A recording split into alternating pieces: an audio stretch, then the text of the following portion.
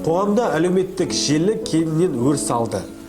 Ол өз кезегінде жасөспірімдерге, жастарға кері әсерін беруде. Олар виртуалды әлемсіз өз өмірлерін елестете алмай, барлық бос уақыттарын сол әлеуметтік желіде өткізуде.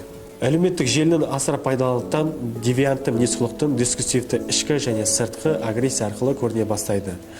Жасөспірімдердің психологиялық ауытқу салдарынан олар бұзақылыққа, зорлық-зомбылыққа, террорлық және деструктивті іс-әрекеттерге, тіпті суицидке де баруы мүмкін.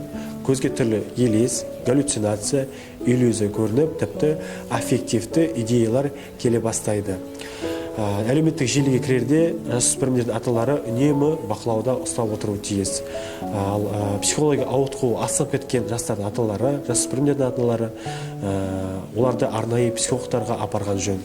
Олар өз-өзіне сенімді арттырып және мінез-құлықтың түзеліп кетуіне көмектеседі. Дегенмен бұл әлеуметтік желінің мүлдем пайдасы жоқ деген сөз емес.